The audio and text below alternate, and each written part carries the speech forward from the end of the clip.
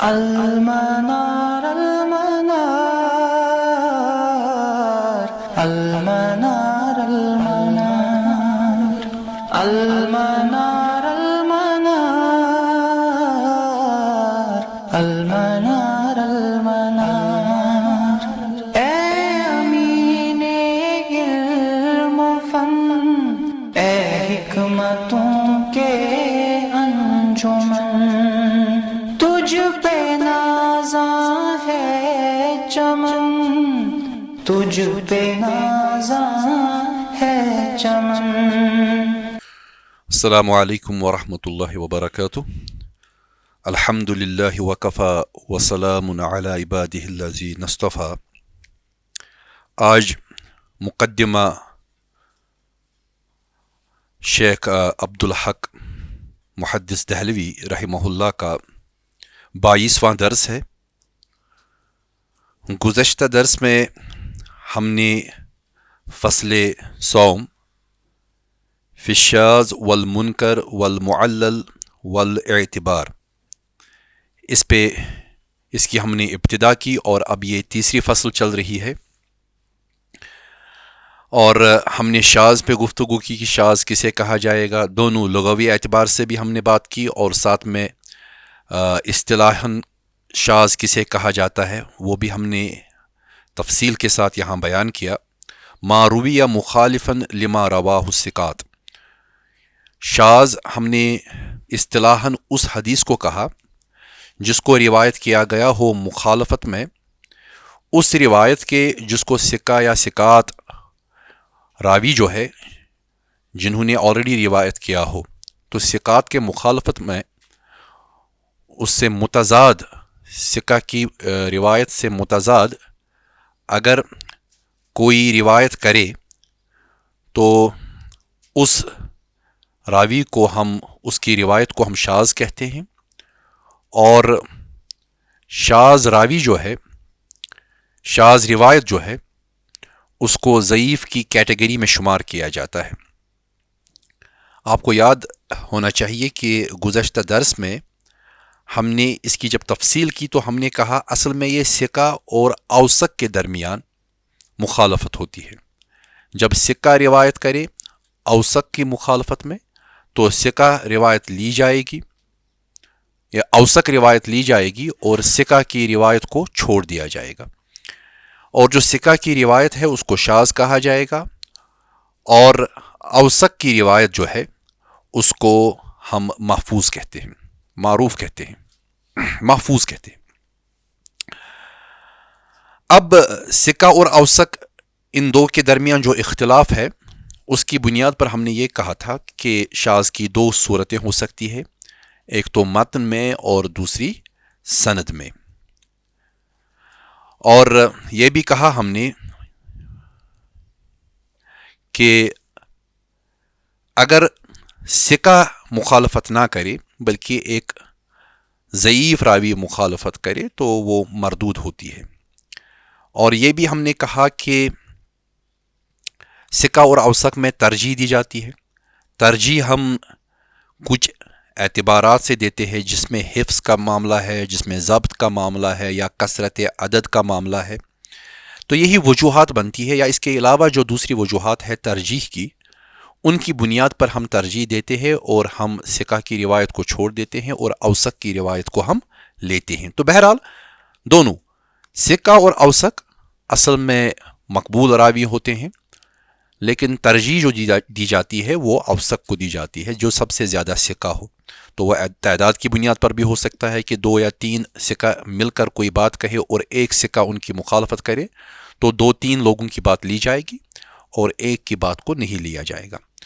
تو ثقہ یہ جو شاذ ہے اس کے مد مقابل جو اوثق راوی ہے اس حدیث کو ہم نے محفوظ کہا۔ فالراجح یسمى محفوظا والمرجو شاذا، راجح کو ہم محفوظ کہیں گے اور مرجو کو ہم شاذ کہیں گے۔ اب آج جو ہمارا ٹیکسٹ ہے تو اس پہ اب بات ہوگی، آج بات ہوگی منکر پہ، المنکر۔ تو آپ اپنی ٹیکسٹ پہ دیکھ لیجئے، المنکر لغوی اعتبار سے کس کو کہا جائے گا؟ تو المنکر لغتاً، لغت کے اعتبار سے منکر ہوا اسم مفعول من الانکار ضد الاقرار. منکر جو ہے لغوی اعتبار سے یہ اسم مفعول ہے انکار سے. انکر ینکرو اس کا مصدر ہے انکار، تو اسی انکار کا جو مفعول بنے گا اسم مفعول وہ منکر ہے، اور وہ ضد ہے اقرار کی. یعنی انکار کسی چیز کو ریجیکٹ کرنا، انکار کرنا اس کا، اور اقرار کسی چیز کو برقرار رکھنا یا قبول کرنا. تو منکر کے لغوی معنی انکار کے ہیں اور یہ ضد ہے اقرار کا.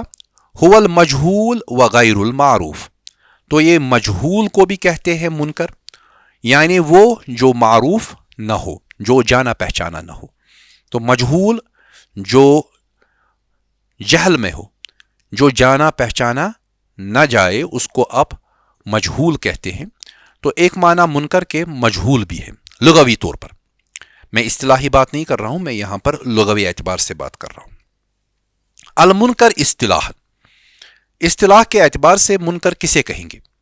هو الحدیث الذی فی اسنادہ راو فحش غلطہ او کثرت غفلتہ او ظہر فسقہ. یہ ایک تعریف ہے، اصطلاحی تعریف منکر کی. منکر کی آپ تاریخ میں کئی تعریفات دیکھیں گے، تاریخ حدیث میں، فن حدیث کی تاریخ میں. تو پہلی میں نے جو آپ کے سامنے ڈیفینیشن رکھی وہ بالکل سادہ الفاظ میں، هو الحدیث الذی فی اسنادہ راو فحش غلطہ. یہ وہ حدیث ہے جس کی سند میں راوی ہوگا، وہ راوی جو فاش غلطیاں کرے، ایسی غلطی جو فیکچول ایررز ہو. تو جب راوی ایسی روایت کرے جو فحش غلطی ہو، بڑی غلطی، تو ایسی صورت میں ہم اس حدیث کو، جس کی سند میں ایسا راوی ہے جو فیکچول ایررز کرتا ہے، تو ایسی حدیث کو ہم منکر کہیں گے. او کثرت غفلتہ، یا کوئی ایسا راوی ہو جس کی غفلتیں، کیئر لیسنس، غفلت، لاپرواہیاں، جس کی لاپرواہیاں زیادہ ہوں. لاپرواہی تو ہو جاتی ہے، غفلت تو ہو جاتی ہے راوی سے، لیکن جب غلطیاں زیادہ ہو جائے تو ایسی روایت کو، جس میں ایسا راوی ہو، اس کو بھی ہم اس راوی کو کی بنیاد پر ہم حدیث کو منکر کہہ سکتے ہیں. او ظہر فسقہ، یا وہ جس کا فسق ظاہر ہو، جس کا فجور و فسق، جو کبائر کا ارتکاب کرتا ہو، اگر وہ ظاہر ہو جائے تو ایسی صورت میں، ایسی روایت میں موجود ایسا راوی جو ہے وہ اس حدیث کو منکر کی کیٹیگری میں لا کھڑا کر دیتا ہے. تو یہاں پر هو الحدیث الذی فی اسنادہ راو فحش غلطہ او کثرت غفلتہ او ظہر فسقہ.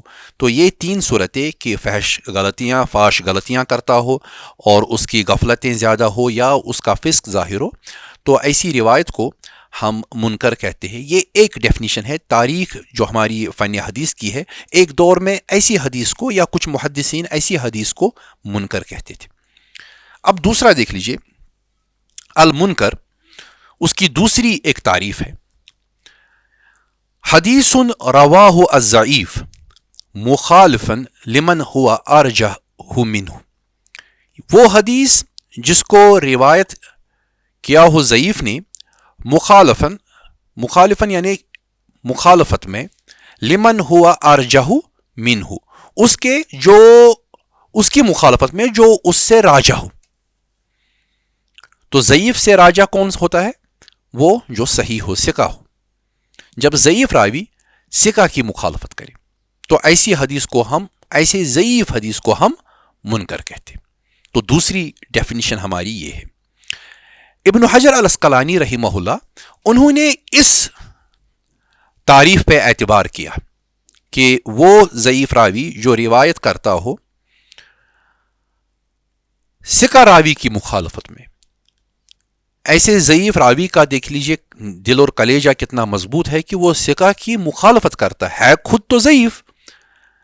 اب وہ ایک ایسی بات کر رہا ہے جو ثقہ راوی کی روایت کی مخالفت میں ہے, تو ایسی حدیث کو ہم منکر کہیں گے. یہ ہماری دوسری ڈیفینیشن ہے. اگر آپ پہلی ڈیفینیشن کو دوبارہ دیکھیں گے تو اس میں راوی کا فاش غلطی کرنا, راوی کا کثرت غفلت کرنا اور راوی کا فسق ظاہر ہونا, یہ 3 صفات ہے. اگر ان میں سے کوئی آ جائے تو ہم حدیث کو منکر کہیں گے, لیکن اس میں مخالفت نہیں ہے.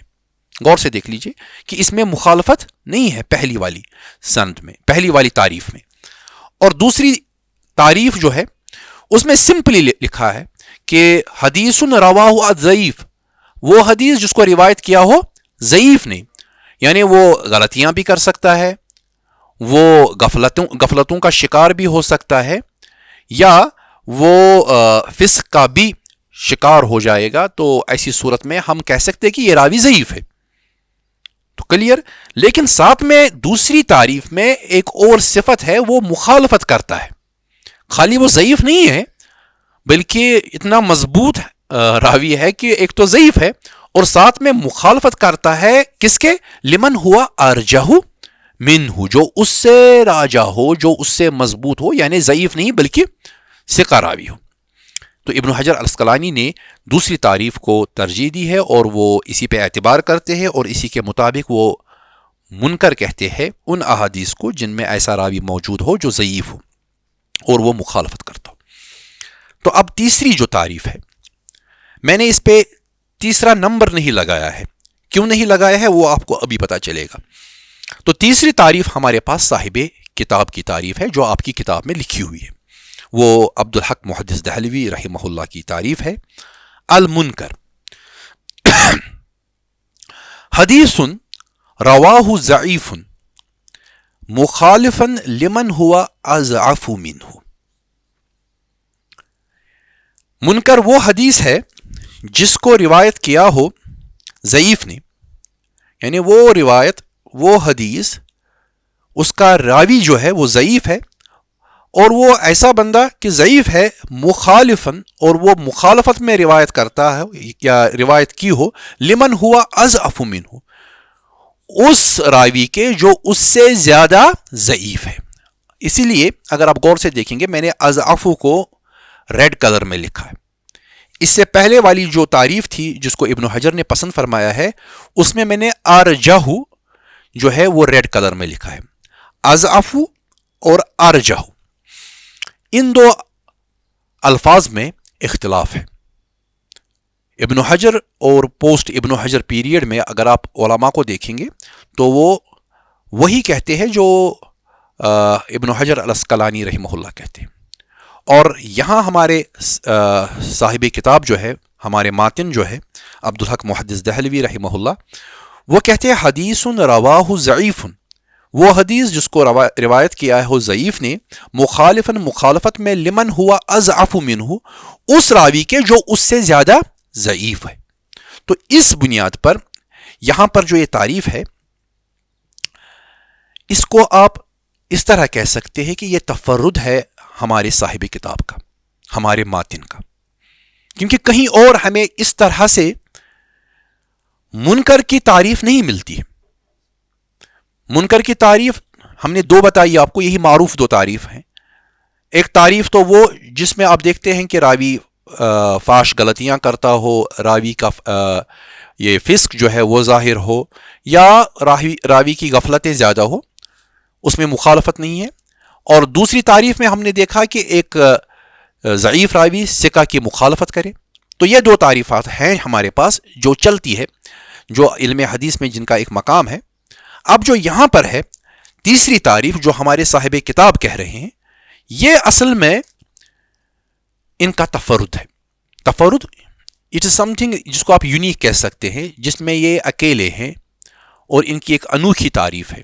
اگرچہ کچھ علماء نے جنہوں نے مقدمہ پہ کام کیا ہے انہوں نے اس کو جسٹیفائی کرنے کی کوشش کی ہے. انہوں نے کوشش کی ہے کہ کسی طرح سے وہ اس تعریف کو بھی ایڈجسٹ کرے, لیکن کچھ ایسے اور بھی علماء ہے جنہوں نے حدیث پہ کام کیا ہے اور مقدمہ پہ کام کیا, انہوں نے لکھا ہے کہ یہاں پر ان سے یہ غلطی سرزد ہوئی ہے. کہ اصل میں حدیث رواہ ضعیف مخالفا لما ہوا اضعف منہ جو ہے اضعف کی جگہ ارجح ہونا چاہیے کہ جو ثقہ ہو ضعیف اگر ثقہ کی مخالفت کرے تو ہم اس کو منکر کہیں گے. یہ ممکن ہی نہیں ہے کہ ضعیف اضعف کی مخالفت کرے. ضعیف تو ہے ہی مردود جس کو ہم قبول نہیں کرتے, مقبول نہیں ہے وہ, تو زیادہ ضعیف تو زیادہ ہی کمزور ہے. تو اس لیے ایک ضعیف اگر زیادہ ضعیف کی مخالفت کرے تو وہ کوئی مسئلہ نہیں, وہ تو پتہ ہی ہے کہ اس کو قبول نہیں کیا جائے گا. بہرحال ہماری کتاب میں جو کچھ لکھا گیا وہ میں نے یہاں پر آپ کو سلائیڈ میں بھی دکھایا ہے انڈر لائن کر کے کہ اس تعریف میں نقص ہے, اس تعریف کو قبول نہیں کیا جاتا. تو بہرحال ہم نے جو دو تعریفات یہاں پر پڑھی, پہلی دو ان کو ہم زیر نظر رکھیں گے اور ہم مزید آگے چلیں گے. اب دیکھ لیجئے المعروف, یہ اب وہ قسم ہے جو مخالفت میں کھڑی ہے منکر کے. جس طرح ہم نے شاذ کی مخالفت میں ایک اور قسم پڑھی وہ ہے محفوظ, شاذ اور محفوظ, کیونکہ وہاں پر مقابلہ تھا. اگر آپ کو یاد ہوگا جب ہم نے ثقہ اور اوثق کے درمیان مقابلہ کیا تو اوثق کو ہم نے کہا کہ یہ محفوظ ہے اور ثقہ کو ہم نے کہا, گزشتہ درس میں ثقہ کو ہم نے کہا کہ یہ شاذ ہے. شاذ کیونکہ دونوں راوی جو تھے مقبول راوی تھے, لیکن ایک ثقہ تھا دوسرا زیادہ ثقہ تھا اوثق. اوثق کو ہم نے محفوظ کہا, ثقہ کو ہم نے شاذ کہا. اب یہاں بھی مخالفت ہے لیکن یہاں پر دونوں مقبول راوی نہیں ہیں. ایک ضعیف راوی ہے جو مخالفت کرتا ہے ثقہ کی, تو ایک ضعیف راوی ہے وہ مردود راوی ہے, وہ مخالفت کرتا ہے ثقہ کی, ثقہ مقبول راوی ہے. تو اسی لیے المعروف وہ قسم اس راوی کی حدیث جس کو ہم نے کہا کہ یہ ثقہ راوی ہے اس کو ہم معروف کہیں گے. تو اسی لیے صاحب کتاب نے لکھا ہے وَمُقَابِلُهُ الْمَعْرُوف, منکر حدیث جو ہے اس کا مقابلہ جو ہے وہ کس کے ساتھ ہے؟ معروف, یعنی جو اس کے مقابل میں حدیث کھڑی ہے تو اس کو آپ معروف کہیں گے. لیکن جو اپنی ڈیفینیشن ہے صاحب کتاب کی اس میں یہ فٹ نہیں بیٹھے گا. اب دیکھ لیجئے حدیث رواہ ضعیف مخالفا لمن ہوا اضعف منہ, تو عقل بتاتی ہے جب راوی ضعیف ہے اور وہ اضعف زیادہ ضعیف کی مخالفت کرے تو کس کی روایت کو لیا جائے گا؟ کم ضعیف اور زیادہ ضعیف دو روایتیں ہیں آپس میں مخالفت میں ہیں, کس کی روایت کو لیا جائے گا؟ کسی کی روایت کو نہیں لیا جائے گا, دونوں ضعیف ہیں. تو اگر دونوں ضعیف ہے تو وہ معروف نہیں ہو سکتا. اگر ہم لغوی معنی میں لیں تو وہ معروف ہے, جانی پہچانی ہے. لیکن اگر ہم اس چیز کو لیں گے حدیث رواہ ضعیف مخالفا لمن ہوا ارجح منہ, کہ وہ حدیث جو مخالفت میں روایت کرے ضعیف ارجح اپنے سے ارجح یعنی ثقہ کی مخالفت میں, تو وہاں پر کس کو لیا جائے گا؟ ثقہ کو. ثقہ تو مقبول ہے. تو اس وجہ سے یہ جو لفظ معروف ہے, معروف کا استعمال یہاں پر عبدالحق محدث دہلوی والی ڈیفینیشن میں کہیں نہ کہیں وہ فٹ نہیں بیٹھتا ہے. خود متن جو ہے ابا کرتا ہے اس لفظ سے ہی کہ معروف وہاں پر فٹ بیٹھے. وَمُقَابِلُهُ المعروف, اور اس کا مقابل یعنی منکر کا مقابل معروف ہے. المعروف, اب اس کو ہم ذرا سمجھے کہ ہیں کیا. المعروف لغتاً, لغوی اعتبار سے وہ کیا ہے؟ ہوا اسم مفعول من عرفہ, عرفہ سے وہ اسم مفعول بنتا ہے معروف. عارف اس میں فاعل بنے گا, معروف اس میں مفعول بنے گا, فاعل اور مفعول کے وزن پر. اصطلاحی اعتبار سے ما رواہ ثقہ مخالفا لما رواہ ضعیف الضعیف, یہ وہ حدیث ہے جس کو روایت کیا ہو ثقہ نے, مخالفت میں جو کچھ روایت کیا ہو ضعیف راوی نے. یعنی جب ثقہ روایت کرے کس کی مخالفت میں؟ ضعیف کی مخالفت میں, تو ثقہ کی روایت کو کیا کہا جائے گا؟ معروف. یہ بات سمجھ آتی ہے کیونکہ یہ الٹا ہے اس تعریف کا جو ہم نے اس سے پہلے پڑھی منکر کی, کیونکہ منکر میں ضعیف مخالفت میں روایت کرتا ہے ثقہ کے، لیکن معروف جو ہے وہ اس روایت میں، اس تعریف میں فٹ نہیں بیٹھتا جو عبدالحق محدث دہلوی نے خود بیان کی ہے ضعیف اور اضعف کے حوالے سے، تو وہاں پر وہ فٹ نہیں بیٹھتا۔ اب اس کی مثال دیکھ لیجئے، تو ہم درست تعریف کے مطابق چلیں گے کہ جب ضعیف روایت کرے ثقہ کے، ضعیف کو منکر کہا جائے گا اور ثقہ کو اس کو معروف کہا جائے گا، اور اس کو قبول کیا جائے گا کیونکہ وہ ثقہ روایت ہے، ثقہ راوی ہے، اس کو قبول کیا جائے گا۔ تو اس کی مثال کیا ہے؟ ہم نے ابن ماجہ کی حدیث نمبر 1328 تو ابن ماجہ بیان فرماتے ہیں، اپنی کتاب میں اس حدیث کو لایا ہے انہوں نے، حدثنا یحییٰ ابن حکیم قال حدثنا ابو داود قال حدثنا نصر بن علی الجہضمی والقاسم، یہ دو ہے، ایک تو ہے نصر اور دوسرا ہے قاسم، والقاسم ابن فاضل الحدانی کلاہما، یہ دونوں راوی روایت کرتے ہیں عن ناظر ابن شیبان، یہ ناظر ابن شیبان سے روایت کرتے ہیں، دونوں راوی ہمارے، ایک تو نصر اور دوسرا قاسم، یہ دو روایت کرتے ہیں کس سے؟ کلاہما عن ناظر ابن شیبان سے، قال، تو ناظر کیا کہتے ہیں؟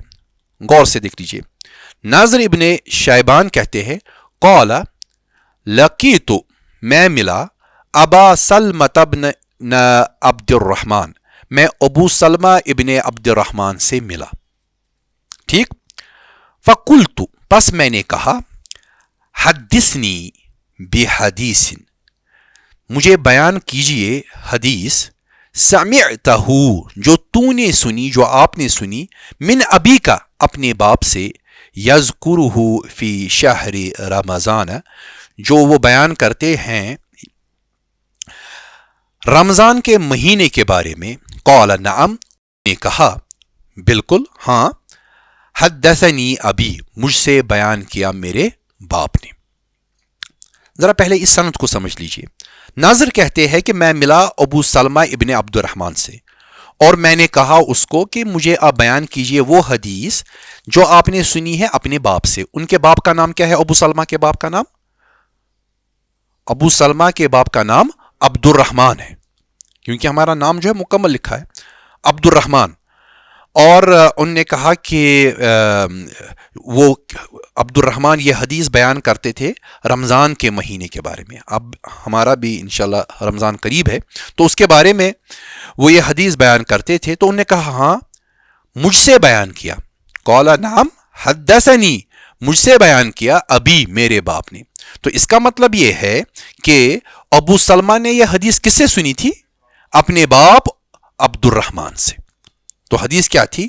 ان رسول اللہ صلی اللہ علیہ وسلم، کہ رسول اللہ صلی اللہ علیہ وسلم نے ذکر شہر رمضان، ذکر کیا شہر رمضان کا، یعنی رمضان کے مہینے کا، فقال، پس کہا رسول اللہ صلی اللہ علیہ وسلم نے، شہر، ایک مہینہ ہے، کتب اللہ علیکم، جو فرض کیا اللہ تعالیٰ نے تم پر، کیا فرض کیا؟ سیامہ، اس کا سیام، ایک مہینہ ہے جس کو اللہ نے، جس کا سیام یعنی جس کی روزداری اللہ تعالیٰ نے آپ سب پر فرض کی۔ وَسَنَنْتُ لَكُمْ قِيَامَهُ، اور میں نے سنت بنایا تم سب پر اس میں قیام کرنا، یعنی تراویح اور دوسری نمازیں جو ہیں، تو میں نے وہ سنت کی تم پر اس کا قیام۔ فمن صامہ وقامہ ایمانا واحتسابا خرج من ذنوبہ کیوم ولدتہ امہ، وہ جو سیام اس کا رکھے یعنی روزہ رکھے، وقام ہو اور اس میں قیام کرے یعنی تراویح اور دوسری نمازوں کا اہتمام کرے، ایمان و احتسابا، ایمان کے ساتھ اور احتساب ثواب کی نیت سے، خرج من ذنوبہ، وہ نکلا اپنے گناہوں سے، وہ آزاد ہو گیا اپنی گناہوں سے، کا یوم ولدتہ امہ، بالکل اسی طرح جس طرح وہ پہلے دن اپنی ماں سے پیدا ہوا گناہوں کے بغیر۔ بالکل صاف. اب یہ حدیث جو ہے ابن ماجہ نے لائی ہے اور حدیث جو ہے وہ ناظر سے بیان کی ہے اور ناظر نے ابو سلمہ سے بیان کی ہے. اب مسئلہ یہاں پر ٹیکنیکل یہ ہے کہ اسماء و رجال کی کتابوں سے ہمیں پتہ چلتا ہے کہ ناظر جو ہے اس کی ملاقات ابو سلمہ سے ہوئی ہی نہیں ہے. ناظر جو ہے اس کی ملاقات ابو سلمہ سے ہوئی ہی نہیں. پہلی چیز. دوسری چیز یہ ہے کہ ناظر جو ہے یہ ضعیف راوی ہے. ناظر جو ہے ضعیف راوی ہے. تو دو چیزیں ہو گئی. پہلی چیز کہ راوی ضعیف ہے. دوسری چیز کہ ایک ہسٹوریکل ایرر ہے کہ ناظر نے کہا میں ملا ابو سلمہ سے، جبکہ ابو سلمہ سے تاریخی طور پر یہ ثابت ہی نہیں ہے کہ وہ ملے. تو یہ فاحش غلطی ہے نا. فاحش غلطی اس لیے ہے کہ وہ ایک فیکچول ایرر کا شکار ہو رہے ہیں. ہماری سند میں ایک فیکچول ایرر ہے کہ ناظر وہ ایسی بات کہہ رہا ہے جو کہ ممکن نہیں. ہم میں سے کوئی کھڑا ہو کے یہ کہہ دے کہ میں ملا ہوں مثلا کسی بڑے شخص سے جن سے ہماری ملاقات ثابت نہیں. میں فیصل سے، شاہ فیصل سے ملا ہوں، میں اقبال سے ملا ہوں. یہ تو ہم میں سے کسی کو یہ شرف حاصل ہوا ہی نہیں ہے. اور اسی طرح سے ناظر دعویٰ کر رہے ہیں کہ میں ملا ہوں ابو سلمہ سے. پھر دوسری باتیں وہ بیان کر رہے ہیں کہ ابو سلمہ نے اپنے باپ سے روایت کیا شہر رمضان کے بارے میں. تو پہلی چیز کہ یہ ضعیف ہے، اور ضعیف جب یہ کہے کہ وہ کسی سے ملا ہے جو کہ ایک فیکچول ایرر ہے تو فاحش غلطی کرتا ہے. ٹھیک. اب اس میں تیسرا اینگل جوڑ رہا ہوں، ذرا وہ دیکھ لیجئے، زیادہ بات کلیئر ہو جائے گی. وہ صحیح بخاری ہے. صحیح البخاری میں حدیث نمبر 38. اب دیکھیے امام بخاری کیا بیان کر رہے ہیں. حدثنا ابن السلام، بیان کیا ہم سے ابن السلام نے، قال اخبرنا، انہوں نے کہا کہ ہمیں خبر دی محمد ابن فضیل نے، قال حدثنا، اور انہوں نے کہا کہ ہم سے بیان کیا یحییٰ ابن سعید نے، ان ابی سلمہ، اور وہ کس سے روایت کر رہے ہیں؟ ابو سلمہ سے. وہی ابو سلمہ جو اس سے پہلے والی روایت میں ہے. لیکن ابو سلمہ سے سننے والا یہاں ناظر ابن شیبان تھا جو ضعیف تھا. امام بخاری کے یہاں ابو سلمہ سے سننے والا یحییٰ ابن سعید ہے، کیونکہ امام بخاری کی یہاں شرط ہے کہ راوی کا معیار اونچا ہونا چاہیے. تو اس لیے ناظر وہاں پر نہیں آ سکتا. کیوں نہیں آ سکتا؟ کیونکہ وہ ضعیف ہے. ضعیف امام بخاری کے یہاں مقبول نہیں بن سکتا. تو یہاں پر یحییٰ ابن سعید روایت کرتے ہیں ابو سلمہ سے، اور ان دونوں کی ملاقات ثابت ہے. تو ابو سلمہ ان کی ملاقات یحییٰ ابن سعید سے ثابت ہے. اور وہ ابو سلمہ اپنے باپ سے نہیں بیان کر رہے ہیں، وہ عبد الرحمن سے بیان نہیں کر رہے ہیں، وہ کہہ رہے ہیں ان ابی ہریرہ. وہ کس سے روایت کر رہے ہیں؟ ابو ہریرہ سے. تو ظاہر سی بات ہے اگر انہوں نے باپ سے سنا ہوتا تو وہ اپنے باپ کا نام لیتے. ایک موسٹ آتھینٹک ہسٹوریکل ریکارڈ جو ہمارے پاس ہے وہ بخاری اور مسلم ہے. اس حوالے سے ہسٹوریکل کیونکہ اس میں وہ ہر چیز جو روایت کی گئی ہے، جو محفوظ کی گئی ہے، وہ بالکل صحیح ہے، اس میں کوئی شک نہیں ہے. ان دو کے علاوہ جو دوسری باقی کتابیں ہیں ان میں آپ کوشچن مارک کر سکتے ہیں، لیکن یہاں نہیں ہو سکتا، بخاری اور مسلم میں نہیں ہو سکتا. ان ابی ہریرہ، وہ روایت کر رہے ہیں ابو ہریرہ سے، قال کہ کہا ابو ہریرہ نے، قال رسول اللہ، کہ کس نے کہا؟ رسول اللہ صلی اللہ علیہ وسلم نے. کیا کہا؟ من صام رمضان ایمانا و احتسابا، جس نے رمضان کے روزے رکھے ایمان کے ساتھ اور احتساب کے ساتھ، ثواب کی نیت سے، غفر لہ ما تقدم من ذنبہ، بخش دیے گئے جو کچھ انہوں نے گناہوں میں سے اس سے پہلے کیا تھا، وہ سب کچھ بخش دیا گیا. تو رمضان آنے والا ہے، بخاری کی یہ حدیث زیر نظر رکھیے، اور پھر ایمان اور احتساب، ثواب کی نیت سے مکمل اہتمام کے ساتھ کیا کرنا ہے؟ روزہ رکھنا ہے، اور باقی اعمال جو اس میں کرنے ہیں تو گناہوں سے بخشائش، گناہوں سے بخش دیے جائیں گے انشاءاللہ تعالی. اب دیکھ لیجئے اس حدیث کے متن کو ذرا ایک دفعہ دیکھ لیجئے اور پھر دیکھیے کہ اس سے پہلے والی حدیث میں کیا لکھا تھا.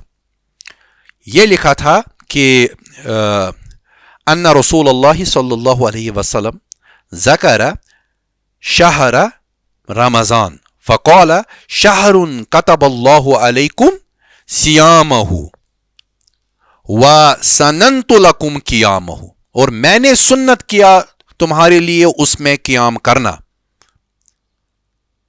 تو یہ چیز جو ہے جو میں نے سرخ رنگ میں لکھی ہے یہ مخالفت کر رہی ہے کس کا؟ جو بخاری کی حدیث ہے اس کی مخالفت میں کھڑی ہے. اب دو جگہ مخالفتیں. پہلی مخالفت میں تو سند ہی ہے. ناظر کہتے ہیں کہ میں ملا ابو سلمہ سے اور ابو سلمہ نے اپنے باپ سے بیان کیا. دوسری سند بتا رہی ہے کہ اصل میں ابو سلمہ نے باپ سے سنی ہی نہیں ہے، یہ تو انہوں نے ابو ہریرہ سے سنی ہے. دوسرا متن بھی صاف سادہ ہے، جبکہ ابن ماجہ کا متن جو ہے اس میں وسننت لکم قیامہ. تو اس میں یہ اس کا نتیجہ نکلتا ہے کہ ناظر جو ہے راوی ضعیف ہے اور وہ مخالفت کر رہا ہے اپنے سے صحیح راوی کی، اور وہ راوی کون ہے؟ وہ ہے یحییٰ ابن سعید. کیونکہ یحییٰ ابن سعید روایت کر رہا ہے اس متن کو کس کی مخالفت میں؟ ناظر کی مخالفت میں. ناظر جو کہ ضعیف ہے. ایک یہ تو یہ جو ضعیف راوی ہے ناظر، یہ ثقہ راوی یحییٰ ابن سعید کی مخالفت میں روایت کر رہا ہے. دوسری بات جو یہاں نکلتی ہے سامنے آ رہی ہے کہ ابو سلمہ جو ہے ان کی ملاقات نظر سے ہوئی ہی نہیں ہے. تو ہسٹوریکل ایرر ہے، ایک فیکچول ایرر ہے، فاش غلطی ہے. تو آپ وہ ڈیفینیشن ذہن میں رکھیے کہ ضعیف مخالفت میں کرے ثقہ کے، اور دوسری کہ ایک ہسٹوریکل ایرر ہے، ایک ایسی بات کہہ رہے ہیں جو کہ ممکن نہیں ہے. پھر ایک اور ہسٹوریکل ایرر ہے کہ وہ سلمہ بیان کر رہے ہیں اپنے ابو سلمہ اپنے باپ سے روایت کر رہے ہیں، جبکہ وہ ہے ہی نہیں، کیونکہ انہوں نے جہاں بھی وہ صحیح روایت سے بیان کیا ہے وہ ابو ہریرہ سے بیان کر رہے ہیں. پھر تیسرا جو حدیث کا ٹیکسٹ ہے اس میں بھی مخالفت میں، وہاں پر کچھ ایسی اضافتیں کی گئی ہے، کچھ ایسا زیادہ بیان کیا گیا ہے ٹیکسٹ کو جو کہ اصل میں نہیں ہے، جن میں وسننت لکم قیامہ. تو یہ آپ ذہن میں رکھیے. تو یہ ابن ماجہ والی حدیث اب منکر کہلائے گی، کیونکہ ضعیف راوی مخالفت میں ثقہ راوی کے بیان کر رہا ہے. وہ ثقہ راوی بخاری کا ہے اور بخاری کی روایت کو ہم معروف کہیں گے، بالکل سادہ الفاظ میں. تو اس کو ہم معروف کہیں گے. تو یہ ہماری جو ڈیفینیشنز ہے جو ہم نے پڑھی، تو اگر آپ غور سے دیکھیں گے پہلی اور دوسری ڈیفینیشن جو ہے یہ بالکل واضح ہے. پہلی ڈیفینیشن هو الحدیث الذی فی اسنادہ راو فحش غلطہ او کثرت غفلتہ او ظہر فسقہ. تو اس میں فاش غلطی کا پہلو آ گیا. دوسری ڈیفینیشن میں حدیث رواہ الضعیف مخالفا لمن ہوا ارجح منہ. تو روایت کرنے والا ضعیف اور مخالفت کر رہا ہے ثقہ راوی کی، وہ اس سے ارجح ہے. تو اسی لیے دونوں ڈیفینیشنز کی ہمیں اچھی مثال ملی جس کی بنیاد پر ہم دونوں ڈیفینیشنز کو سمجھ سکتے ہیں. اب دیکھیں صاحب کتاب کیا کہہ رہے ہیں. تو اب جو صاحب کتاب کی اپنی ڈیفینیشن تھی کہ ضعیف اضعف سے مخالفت کرے، تو اس ڈیفینیشن کو بھی آپ زیر نظر رکھیے تاکہ ہمیں آگے جا کر کوئی کنفیوژن نہ ہو. حکم المعروف والمنکر والشاذ والمحفوظ. حکم کیا ہے معروف کا، منکر کا، شاذ کا، محفوظ کا. فالمعروف والمنکر کلا راویہما ضعیف. پس معروف اور منکر دونوں کے راوی جو ہے ضعیف ہے.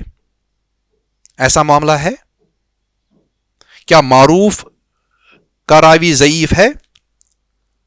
معروف کا راوی ضعیف نہیں ہے. لیکن جو صاحب کتاب نے جو تعریف بتائی ہے، ذرا اب صاحب کتاب کی تعریف کو دیکھ لیجئے.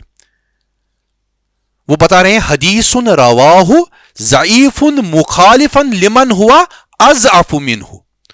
تو یہاں پر منکر میں حدیث جو بیان کی گئی ہے تو اس میں راوی جو ہے منکر وہ ضعیف ہے، منکر میں جو راوی ہے وہ اضعف ہے اور جو ان کے یہاں معروف ہے اس کا مقابل ہے یعنی وہ ضعیف ہے.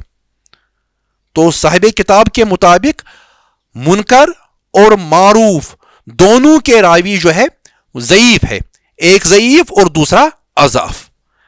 اسی لیے صاحب کتاب نے جو یہاں پر یہ کہا ہے کہ فل معروف والمنکر, پس معروف اور منکر کلا راوی ہما, ان دونوں کے جو راوی ہے ضعیف, کمزور ہے, ضعیف ہے.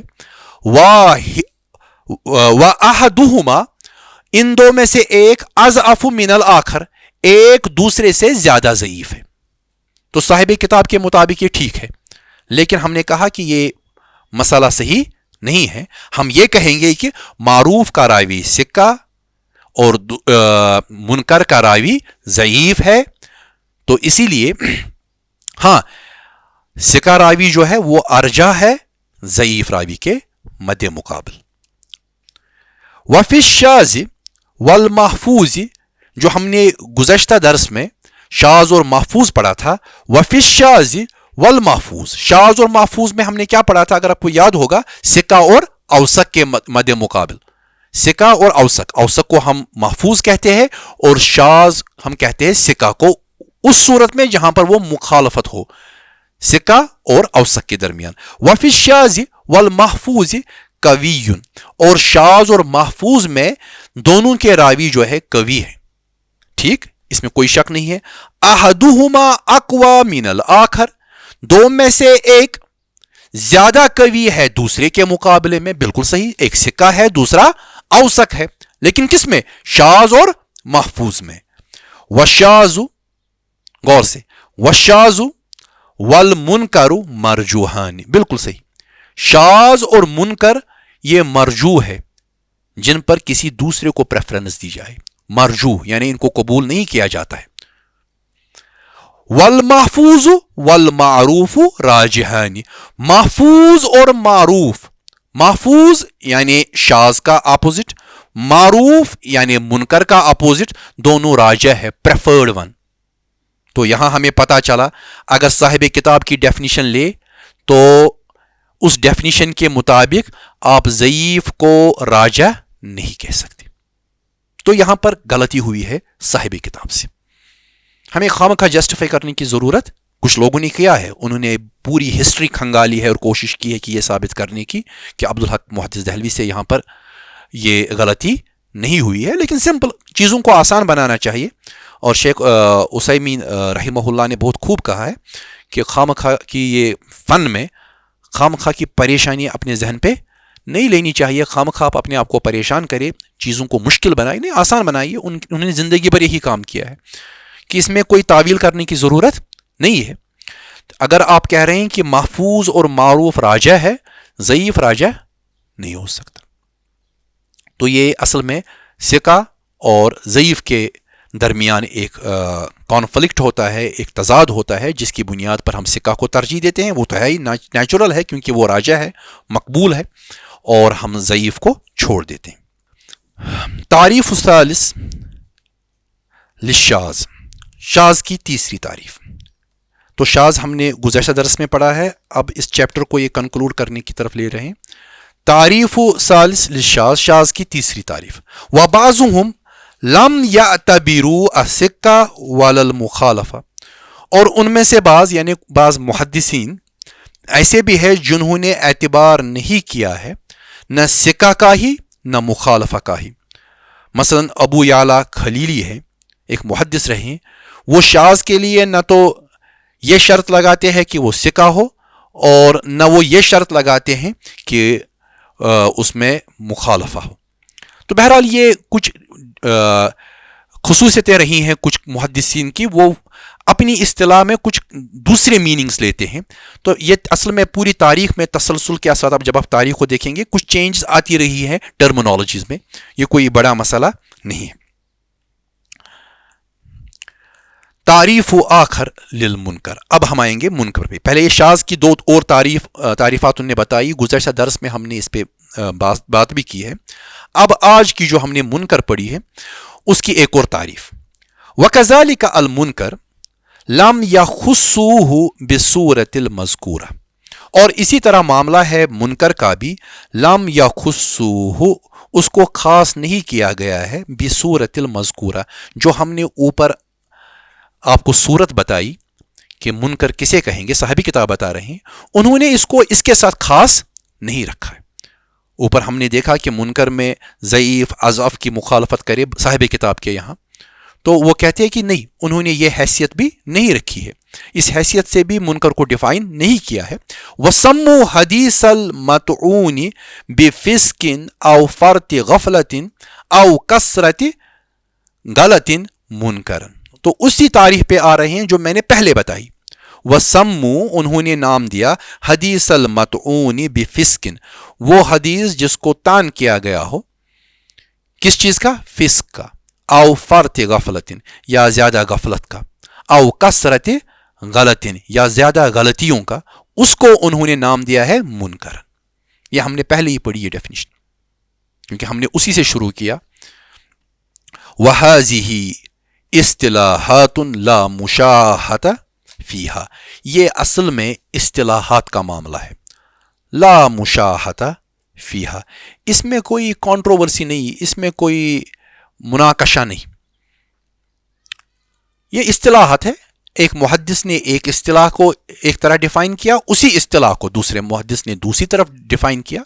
असल में फ़न की जो तरक्की होती है, तरक्की के दौर में जो ये प्रोसेस है तरक्की का, उस दौर में आप देखते हैं कि इस्तिलाहात मुख्तलिफ रहती है। तो इसलिए जब भी आप कोई किताब पढ़े, फ़न की कोई किताब पढ़े, पहले कम अज़ कम मुकद्दमा जो किताब के आगे होता है, या कभी कभार आखिर में भी अरबी किताबों में होता है, पहले देख लिया करें कि ये साहिब किताब इस इस्तिलाह से क्या मुराद लेते हैं, क्योंकि कदीम दौर में वो बयान करते थे, या दूसरे उलमा जो मदखल वगैरह लिखते हैं फ़नून की, वो भी लिखते हैं कि फ़लाँ साहिब के यहाँ, फ़लाँ मुहद्दिस के यहाँ मुरसल के माना ये है, फ़लाँ साहिब के यहाँ मुअज़्ज़ल के माना ये है, फ़लाँ साहिब के यहाँ मुनकर या शाज़ के माना ये है।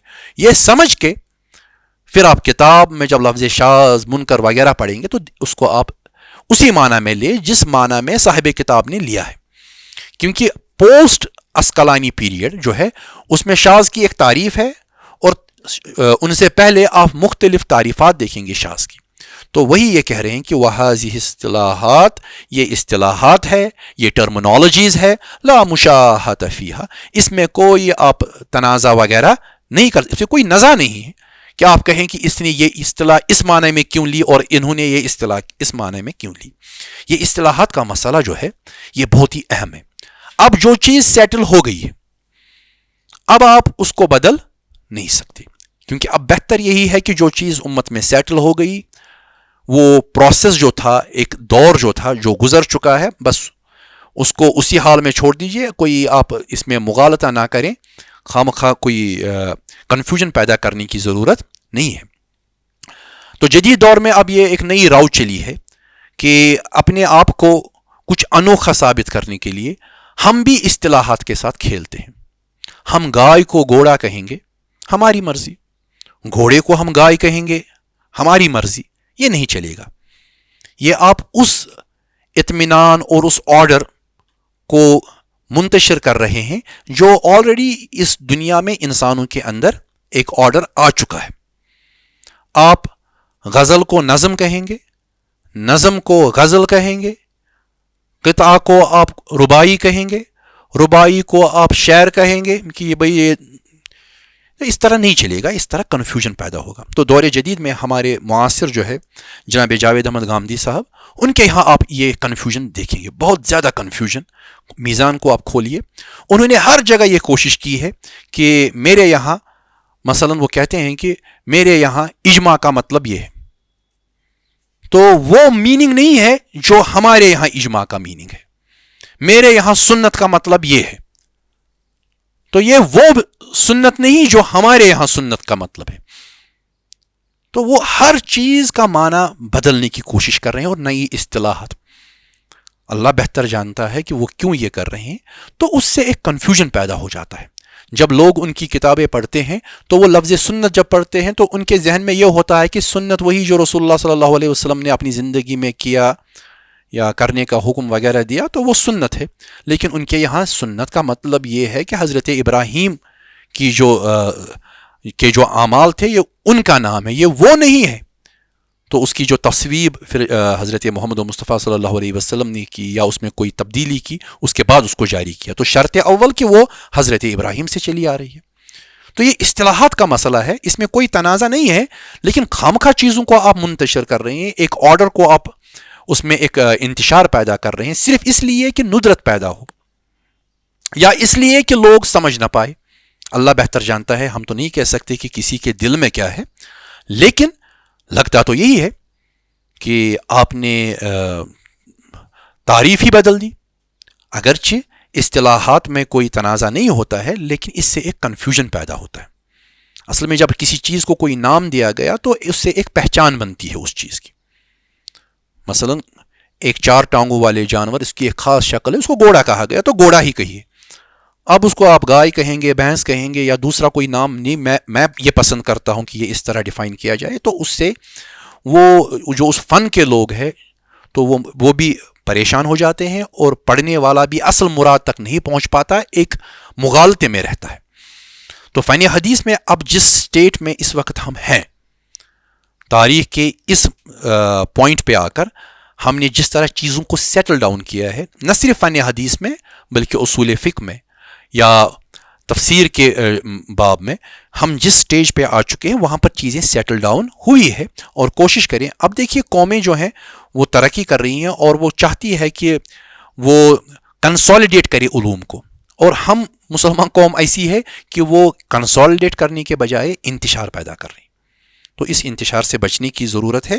تو وہذہ اصطلاحات، یہ تو اصطلاحات ہے، لا مشاہۃ فیہا، ان میں کوئی تنازع نہیں ہوتا ہے. بس جس طرح ہمارے قدیم محدثین نے اصطلاحات اپنے لیے رکھی، ان کو اسی طرح اسی معنی میں قبول کیا جائے گا. بات کو یہیں پر مکمل کریں گے. وآخر دعوانا ان الحمد للہ رب العالمین، والسلام علیکم ورحمۃ اللہ وبرکاتہ. المنار المنار المنار المنار المنار المنار المنار. اے امین علم و فن، اے حکمتوں کے انجمن، تجھ پہ نازاں ہے چمن، تجھ پہ نازاں ہے چمن.